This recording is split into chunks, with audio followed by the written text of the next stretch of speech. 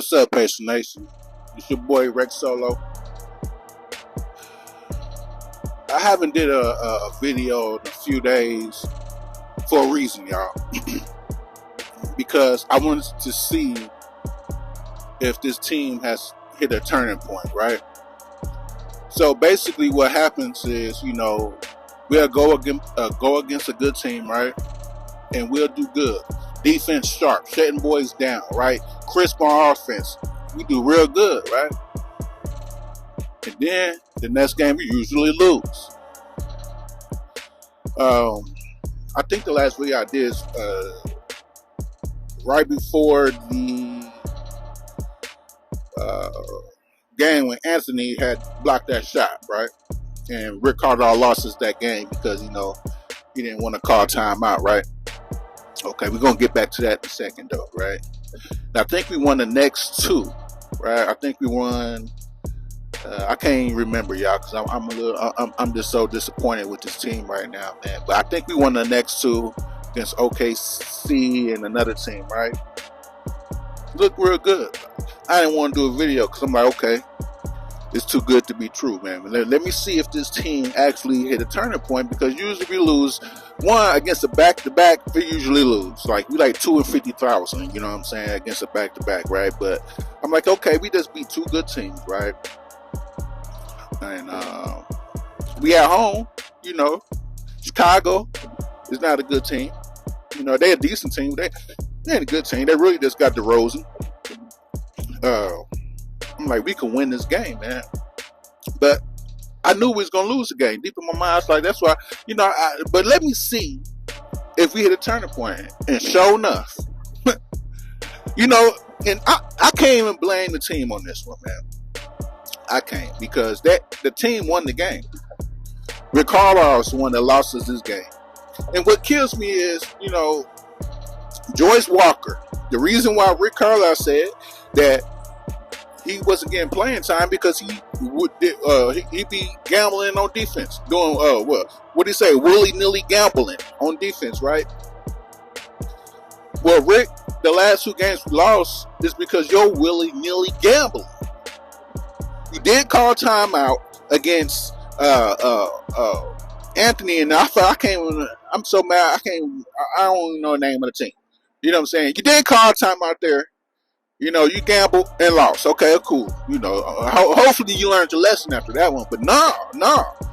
Last night against the Bulls, you did two willy-nilly gambles. One, the first gamble you took was fouling so they didn't get to three. Like, I didn't understand that. Like, why would you do that? They're not a good three-shooting team. DeRozan is not I don't even think he hit the three all night. You know what I'm saying? Kobe White got injured, so he wasn't in there.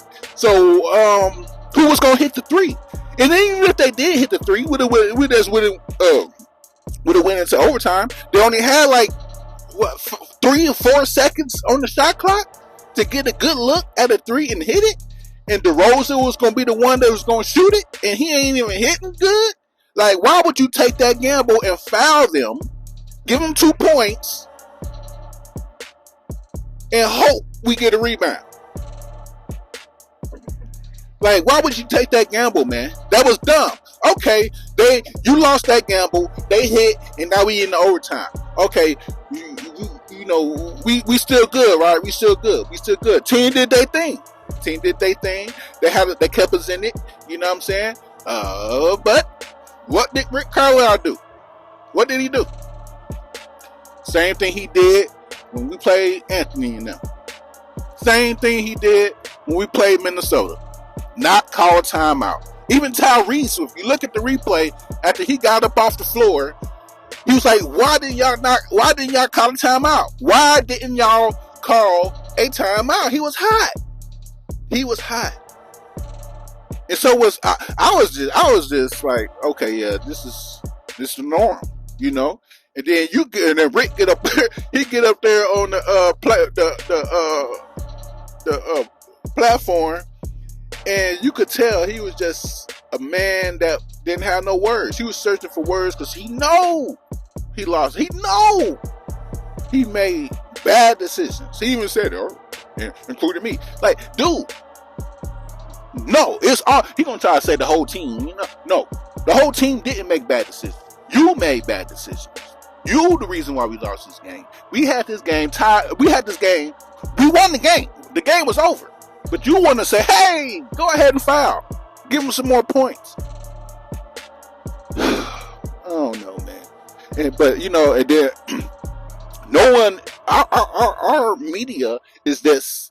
They're trash. I mean, they're scared to ask the tough questions because this is how they eat. This is how they, you know, they're afraid to get in bad grace with the Pacers staff because they're afraid that they won't get their interviews or whatever the case may be, right? Halfway understand it, but halfway don't, because this is why no one can trust the media nowadays, period. Because if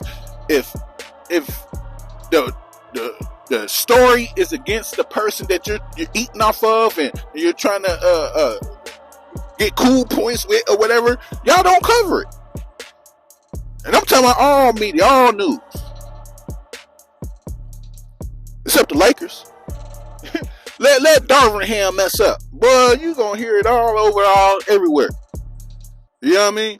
They talk about fire. They still talk about fire when they win. You know what I mean? Like, but when it comes to the Pacers, boy, Rick Carlisle's the golden child, bro. He can't do nothing wrong. You know what I'm saying? Nothing. You know what I mean? I'm to the point right now, man. Can we just get another coach? Like, or let Rick just need to take a vacation, man. Let's take a vacation, man, for the rest of the month. You know what I'm saying? And let your backup take over, man, because I think I trust him better than Rick. Because Rick, I don't know what's going on with him. I think he got dementia or something. I don't know. Like, do they do physicals when they hire coaches like they do staffs? Like, did y'all check his mental health records? Did y'all see if he had dementia? Did y'all check to see if all his marbles is in his head? Like, did y'all do anything to make sure that this man was competent enough to take this job? Because what I'm saying is he ain't. I don't like how he's doing the team and the players. He's stifling Ben Mathurin. He barely plays Walker when he got all the potential in the world. And I just don't like his lineups and how he doing his lineups and subbing and all that. I hate it all. I'm just done with it. I don't care if he won one doggone championship out of the 50,000 years that he played or coached basketball with the Dallas. I don't care about none of that. None of it. And that was a fluke win anyway. I don't care. Dirk, and I don't care.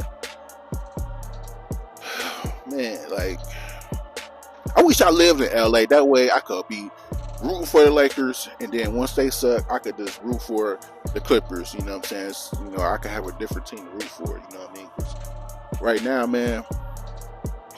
And then I don't even know what's wrong with Tyrese, man. Tyrese ain't nowhere near Tyrese.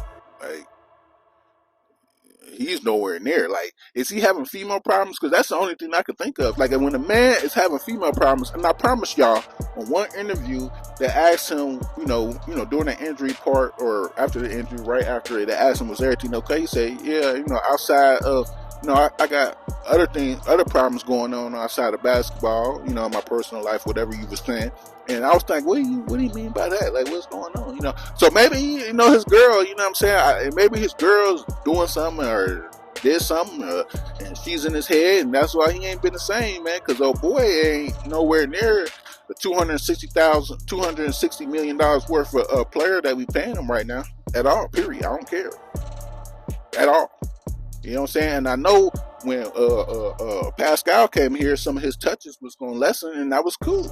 I'm cool with that. You know what I'm saying? Because Pascal needs the ball. Speaking of him, I don't like how they utilize him. You know why? Because they not. Dude only had 12 shots. He was 8 for 12 shooting efficiently, and they didn't even use him in the clutch. I don't know. I don't know why in the world are y'all not using Pascal. I don't know. Dude was the highest used player when he played for the other team he played for. He had the most minutes out of every player in the league. So Pascal is well conditioned to be used.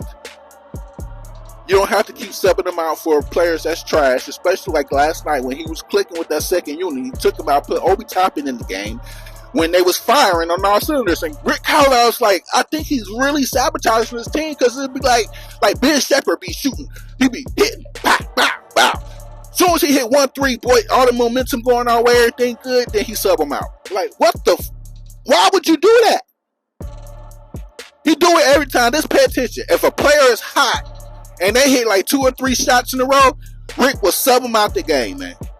Why do he do that? Can someone please explain to me why do he do that? Because I have no clue of why would you take the hot hand out the game. I don't care how long they've been in the game. If they're playing good, they're hot, and they're not asking to come out, you keep their butts in the game until they ain't hot no more. Man, like, it's frustrating because, you know, we're fans, right? But we could see the obvious. We could see the obvious, and it's like, why don't Rick see it? Like, why do you do the stupidest things, bruh? Why you make the dumbest decisions? You are costing us these games.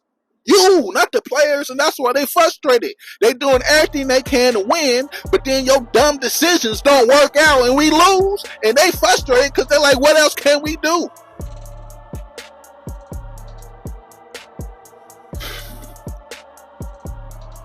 You know what, too? Rick, like, why don't y'all just practice defense for the next month? Why would y'all practice any offense?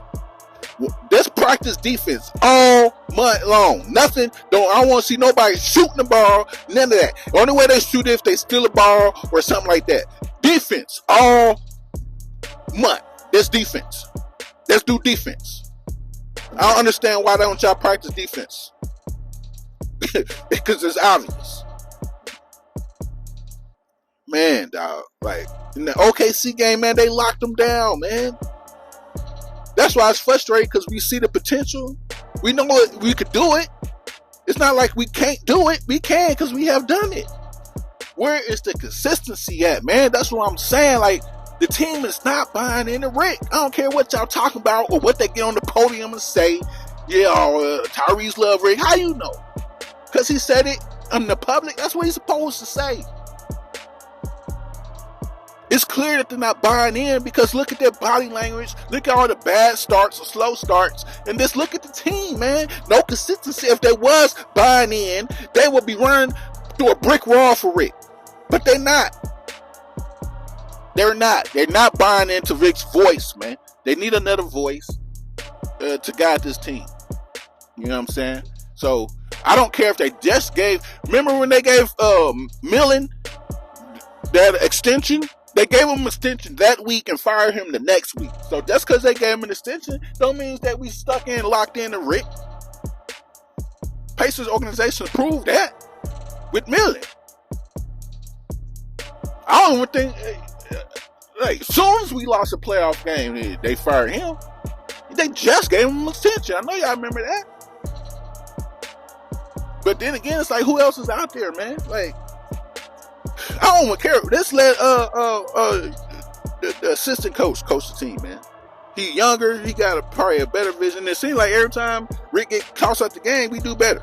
So, I don't know, man. I'm frustrated, y'all. What y'all think? You know what I'm saying? Like, I don't really want to make content, man, for the Pacers right now, man. Like, because it's just so frustrating dealing with them, bro. Like, I can't even make content after they win because I know the next game they got to lose. Like, what do I supposed to do? You know what I'm saying? But talk crazy about them. Like, this is my team. I want to get up here and talk crazy about my team. But changes need to happen, man. Like, after this season a wash, man. Like, you know, I don't care what we do, because we ain't going to be doing nothing in the playoffs. I don't even care. So this season's a wash. But the off season, they need to spark fireworks. They need to look real deep and clear and see what the heck they want to do going forward, man, because they need some staffing changes, definitely. They need some personnel changes on the team as well. So they need to figure it out, man. But this is Rex Solo, man. I'm out.